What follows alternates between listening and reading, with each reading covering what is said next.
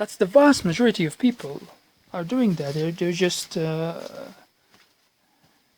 they're not doing the job that they're doing because of any inherent meaning in it.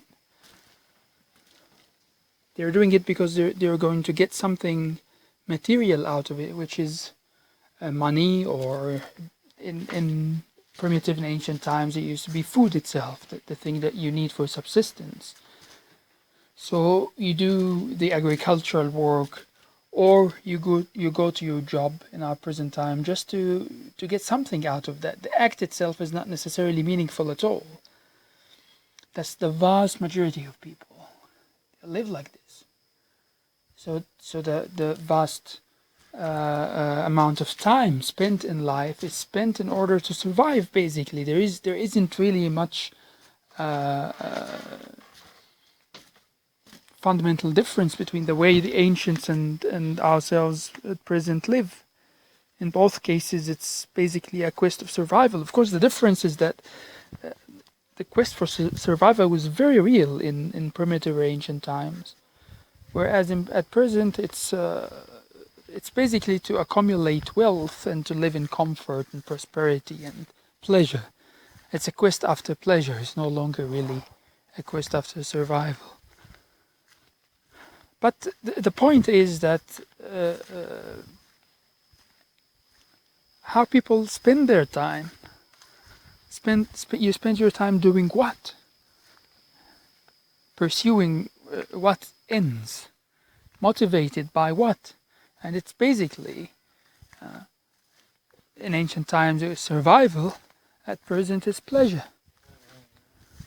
That's the context in which, the social and economic context in which the vast majority of people are living today.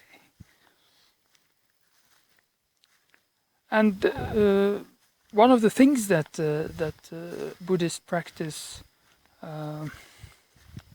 proposes is that you cannot find neither spiritual nor mundane bliss unless the act itself that you're doing begins to be meaningful. Not that it's not necessarily pleasurable, that it is meaningful. It has to be immediately meaningful, the act itself. This is what's sometimes perhaps referred to as being in the present moment, when in order for the attention to be bent on what's happening right now. So that thing that's happening right now must be either pleasurable, giving a fresh dose of pleasure, and so your inclination to attend to it becomes then natural, evolutionary. This is an animalistic dimension, that attention is always drawn to that which is pleasurable, and this associated with the consumption of food and the food or sexual procreative pursuits. It's either pleasurable or, in our human case, it's meaningful in some other way. And so, for example, the work of artists, the work of scientists, of course there is the dimension that once the work is finished, you will have created something for humanity or for posterity or whatever. But the act itself is also meaningful. And it's almost always meaningful in a pleasurable way. And so this must apply also to a spiritual pursuit, like the pursuit after nirvana. That the act itself, the pursuit itself must be pleasurable, must be meaningful. And so this mixture of meaningful and pleasurable in the present moment, in the act of pursuing it itself, has a very important dimension in Buddhist practice and in spiritual practice in general. Because if all you do is to wait for something to materialize in the future, then basically the life that you're spending and the type of practice that you're doing is predominantly depressive. It's not pleasurable, it's not rewarding, and it's even a disaster when it's not even meaningful. Oftentimes we find that even if you believe that what you're doing is meaningful, For example, in a spiritual pursuit, you believe that nirvana is the only thing that is meaningful, in fact. Yet you don't know how to pursue it in a way that makes the act of pursuing it itself meaningful and itself pleasurable. In exactly the same way as someone who does a day job is doing it only in order to get paid in the end.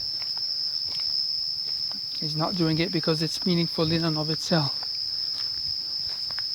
Now, even when your pursuit is meaningful, then if you don't know how to do it in a pleasurable way, you might actually stop pursuing it. Stop following that which you yourself identify and define.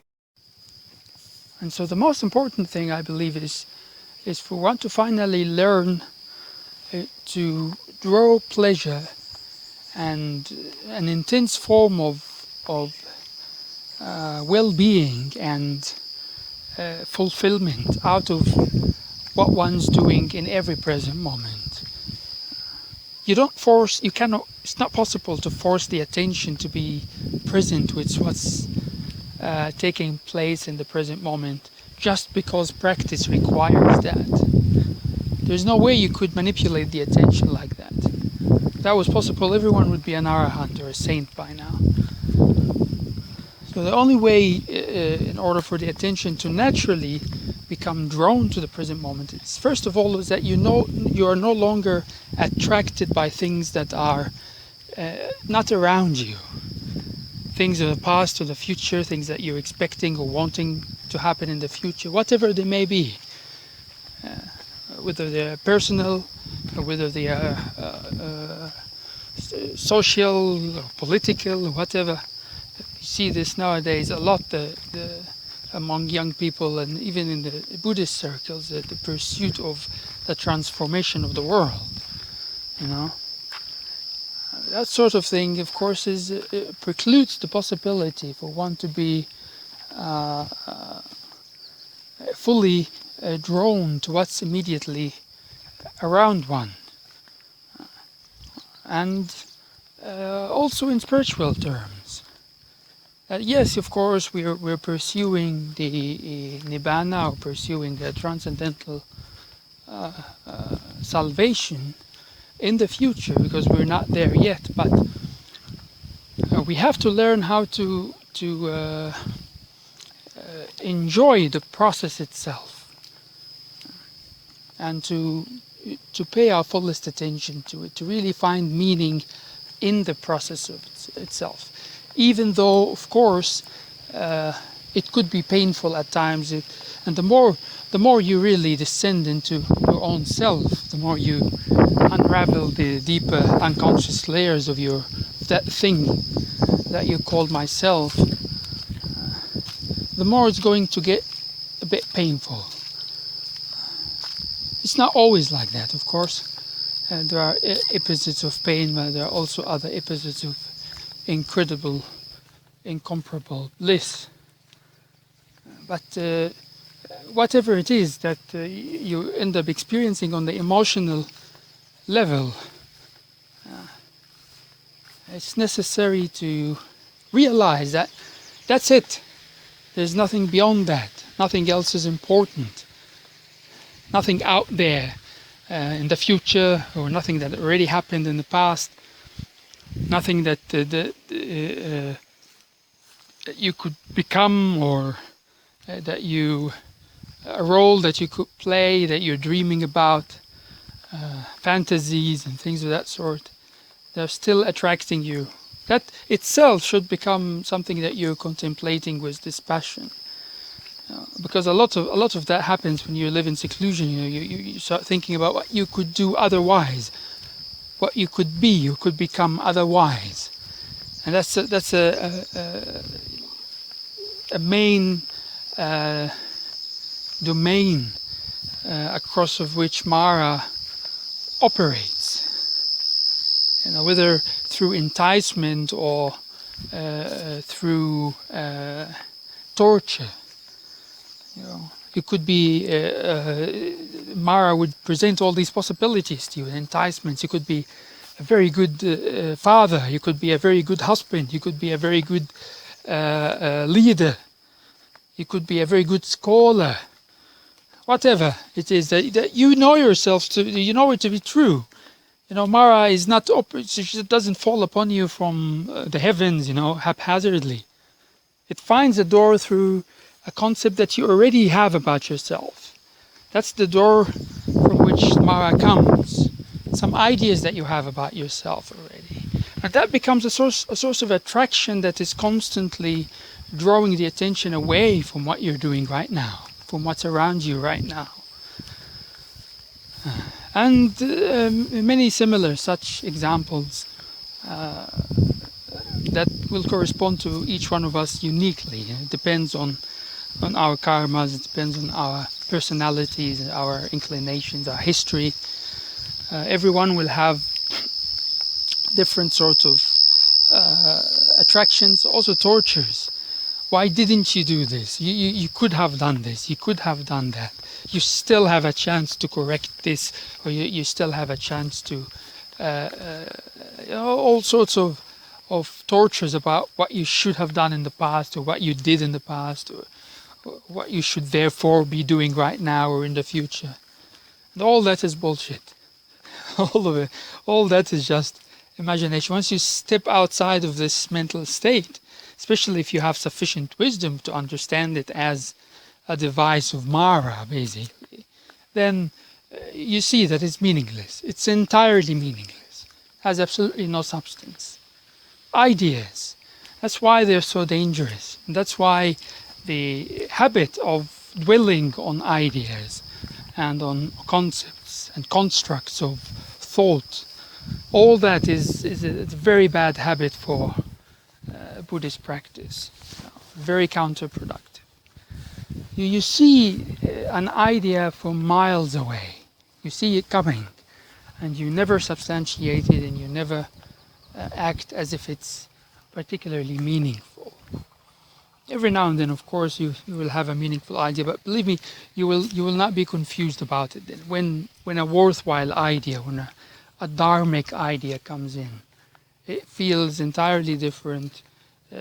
Its content and its shape and its the manner by which it invites you farther into renunciation and into seclusion and into humility and contentment is the opposite of the kind of idea that is debilitating, that is tiring, that is torturing, that is alarming, exciting, thrilling. It's just totally different. There's no way you could confuse one with the other. And so it really all comes down to this. It comes down to losing this sense of attraction to things that are not here, not now, and thinking that you're missing something, thinking that even if this here and now is difficult, even if it's not particularly pleasurable, or every serious achievement in any field, not just in the spiritual field, in any other field, requires this ability to be content with the difficulties of the present moment, because they will never be continuously pleasurable. If you want to learn a musical instrument, or if you want to become a mathematician or a physician or something like this, imagine all the high quality type of attention that you have to give to your studies before you can become an accomplished musician or mathematician or physician. That applies to everything. There's no reason to think that it shouldn't apply to Dhamma practice as well, and to becoming accomplished in Dhamma. And your field of studies is things like meditation, renunciation, seclusion, the contemplation of Dhamma, studying the Dhamma, also studying the suttas, preferably in the original. And if you don't have the time to learn the Pali, then you read in translation. You try to find a good translation. That's your field of study.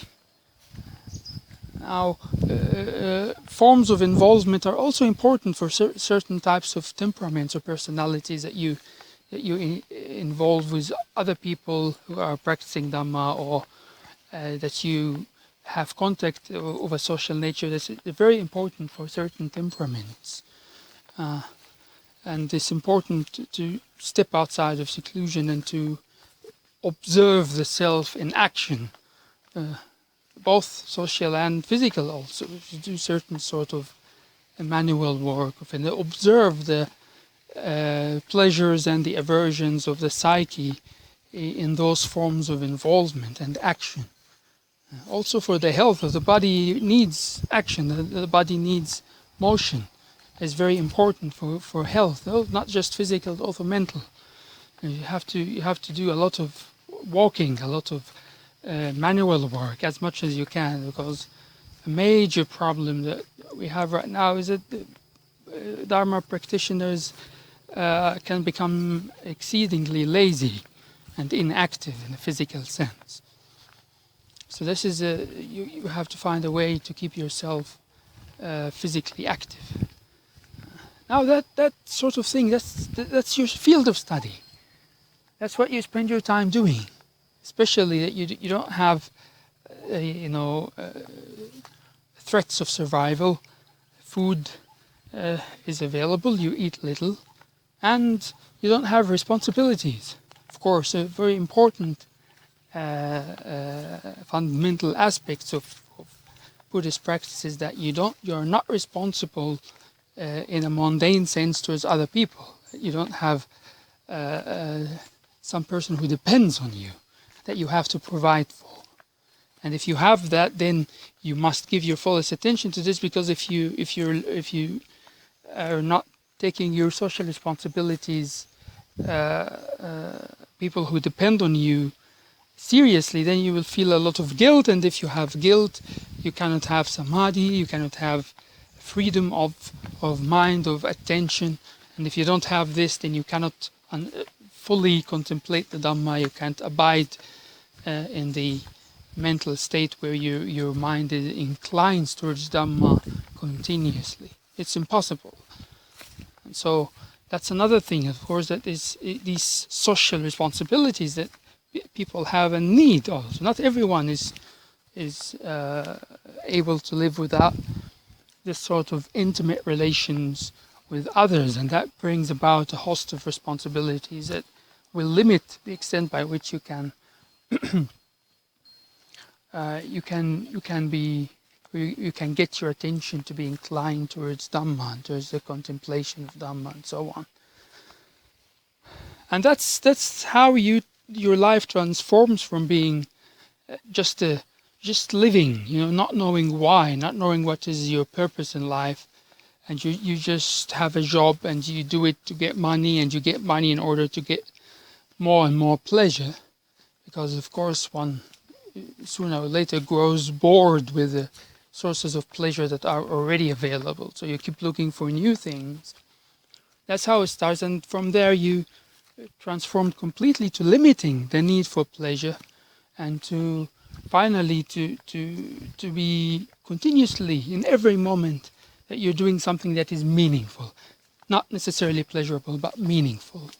That's a meaningful life. A meaningful life is one where every moment of it is spent pursuing some noble goal. And that goal, of course, from a religious perspective, must be transcendental. It's not mundane. It's not climate change. It's not social justice. It's not none of these things. That's not spiritual. It's not religious, right? I have nothing against these things. I might have, on a personal level, but from a religious point of view, a meaningful life must be one where the noble goal is transcendental. It is something that transcends death, that goes beyond death, and that defeats death. It's something that will not be squandered by death. And so you spend every moment of your life somehow connecting what you're doing and aware of what you're doing in every moment as something that connects with this, is associated with this goal and leads to it. Right? That's of course the ideal. Now, in real life, every now and then, your attention will go somewhere else, will pursue more mundane forms of pleasures, will become impassioned by non-religious pursuits. It happens to everyone, including myself. Every now and then I find myself not really focused with the sort of pursuit that is, you could say, spiritual or religious. That happens every now and then. Yeah.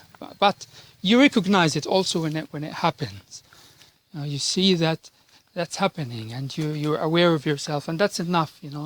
Unless it happens too much, and then you have to start to really focus with it and see what you can do about it. Otherwise, take it easy. If that happens every now and then, and if it's not an important part of your life, then you can certainly relax about these moments when the attention goes along with its age-long primordial habits of pursuing mundane ends. As is bound to happen unless you become a saint, of course, and that's, I presume, not yet the case. And so this is the main difference. To conclude here, the main difference is how do you spend your time, and how do you see the purpose of your life, and how is it that what you're doing is not just meant to serve an end that you'll get in the end, but is meaningful right now. You could see that it's transforming you right now, it's enriching you right now, and it's meaningful in and of itself right now. Most of the time, things that are right now are not really a part of what society in general values. You find people who are engrossed in the present moment like this to be people who are doing a field of study or a field of activity that is somewhat rare in society. So scientists, artists, people who you wouldn't really regard as constituting the bulk of society or the general population. Of course, in our religious case is also the same. We're renunciate practitioners, we're devoted to a transcendental meaning of life and salvific purpose of life, where at the end we want to transcend death, we don't want to be reborn again. So that's not particularly something that, people might believe in it, but to actually live in accordance with this goal, pursuing this goal, that's also rare. And so it becomes nearly non-optional that your social circle will become limited, that whatever people that you could call friends will become less and less. But that's a part of the religious experience, this seclusion and this aloneness, and it's a fundamental widespread theme in religious and spiritual literature. And it's all, psychologically speaking, referring to this state of mind where the present moment is becoming for you something that presents every possible meaning. It's not something that's going to happen later. It's not about the past or the future or about yourself. Rather than it really becomes all about what the present moment could offer, even if the feelings and emotions that are associated with that are not necessarily pleasurable.